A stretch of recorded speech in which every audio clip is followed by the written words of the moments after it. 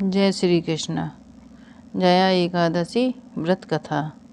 धर्मराज युधिष्ठिर बोले, हे भगवान, अब आप कृपा करके माघ शुक्ल पक्ष एकादशी का वर्णन कीजिए। इसका क्या नाम है, इसके व्रत की क्या विधि है और इसमें कौन से देवता का पूजन किया जाता है। श्री कृष्ण कहने लगे कि हे राजन, इस एकादशी का नाम जया एकादशी है। इसका व्रत करने से मनुष्य ब्रह्म हत्या आदि पापों से छूटकर मोक्ष को प्राप्त होता है तथा इसके प्रभाव से भूत पिशाच आदि योनियों से मुक्त हो जाता है। इस व्रत को विधि पूर्वक करना चाहिए। अब मैं तुमसे पद्म पुराण में वर्णित इसकी महिमा की एक कथा सुनाता हूँ। देवराज इंद्र स्वर्गलोक में राज करते थे और अन्य सब देवगण सुखपूर्वक स्वर्ग में रहते थे। एक समय इंद्र अपनी इच्छा अनुसार नंदन वन में अप्सराओं के साथ विहार कर रहे थे और गंधर्व गान कर रहे थे।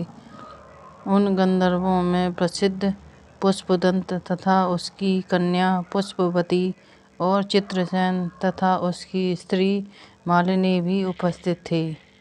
साथ ही मालिनी का पुत्र पुष्पवान और उसका पुत्र माल्यवान भी उपस्थित थे।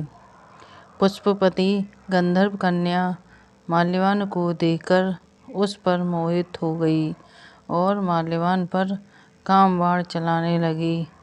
उसने अपने रूप, लावण्य और हाव भाव से माल्यवान को बस में कर लिया। हे राजन, वह पुष्पवती अत्यंत सुंदर थी। अब वे इंद्र को प्रसन्न करने के लिए गान करने लगे, परंतु परस्पर मोहित हो जाने के कारण उनका चित्त भ्रमित हो गया था।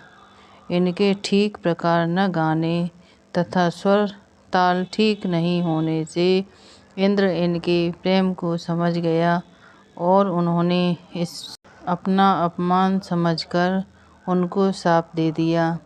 इंद्र ने कहा, हे मूर्खों, तुमने मेरी आज्ञा का उल्लंघन किया है, इसलिए तुम्हें धिक्कार है। अब तुम दोनों स्त्री पुरुष के रूप में मृत्युलोक में जाकर पिशाच रूप धारण करो और अपने कर्म का फल भोगो। इंद्र का शाप सुनकर वे अत्यंत दुखी हुए और हिमालय पर्वत पर दुखपूर्वक अपना जीवन व्यतीत करने लगे। उन्हें गंध, रस तथा स्पर्श आदि का कुछ भी ज्ञान नहीं था। वहाँ उनको महान दुख मिल रहे थे। उन्हें एक क्षण के लिए भी निद्रा नहीं आती थी। उस जगह अत्यंत शीत था, इससे उनके रोंगटे खड़े रहते हैं और मारे शीत के दांत बजते रहते। एक दिन पिशाच ने अपनी स्त्री से कहा कि पिछले जन्म में हमने ऐसे कौन से पाप किए थे जिससे हमको यह दुखदायी पिशाच योनि प्राप्त हुई। इस पिशाच योनि से तो नरक के दुख सहना ही उत्तम है। अतः हमें अब किसी प्रकार का पाप नहीं करना चाहिए। इस प्रकार विचार करते हुए वे अपने दिन व्यतीत कर रहे थे। देवयुग से तभी माघ मास में शुक्ल पक्ष की जया नामक एकादशी आई। उस दिन उन्होंने कुछ भी भोजन नहीं किया और न कोई पाप कर्म ही किया, केवल फल फूल खाकर ही दिन व्यतीत किया और सायंकाल के समय महान दुख से पीपल के वृक्ष के नीचे बैठ गए। उस समय सूर्य भगवान अस्त हो रहे थे। उस रात को अत्यंत ठंड थी। इस कारण वे दोनों शीत के मारे अति दुखित होकर मृतक के समान आपस में चिपटे हुए पड़े रहे। उस रात्रि को उनको निद्रा भी नहीं आई। हे राजन, जया एकादशी के उपवास और रात्रि के जागरण से दूसरे दिन प्रभात होते ही उनकी पिशाच योनि छूट गई। अत्यंत सुंदर गंधर्व और अप्सरा की देह धारण कर सुंदर वस्त्राभूषणों से अलंकृत होकर उन्होंने स्वर्गलोक को प्रस्थान किया।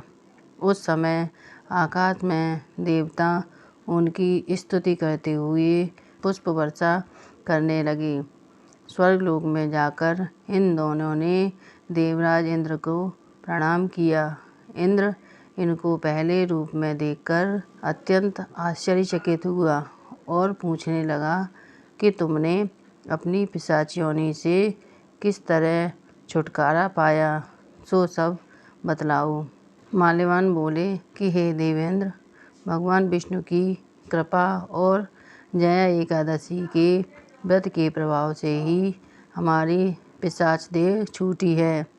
तब इंद्र बोले, हे माल्यवान, भगवान की कृपा और एकादशी का व्रत करने से न केवल तुम्हारी पिशाच योनि छूट गई वरन हम लोगों के भी बंधनी हो गए, क्योंकि विष्णु और शिव के भक्त हम लोगों के बंधनी हैं। अतः आप धन्य हैं। अब आप पुष्पवती के साथ जाकर विहार करो। श्री कृष्ण कहने लगे कि हे राजा युधिष्ठिर, इस जया एकादशी के व्रत से बुरी योनि छूट जाती है। जिस मनुष्य ने इस एकादशी का व्रत किया है उसने मानो सब यज्ञ जप दान आदि कर लिए। जो मनुष्य जया एकादशी का व्रत करते हैं वे अवश्य ही 1000 वर्ष तक स्वर्ग में वास करते हैं। ये थी जया एकादशी व्रत कथा। जय श्री कृष्ण। वीडियो अच्छा लगे तो वीडियो को लाइक करें और चैनल पर नए हैं तो चैनल को सब्सक्राइब करें।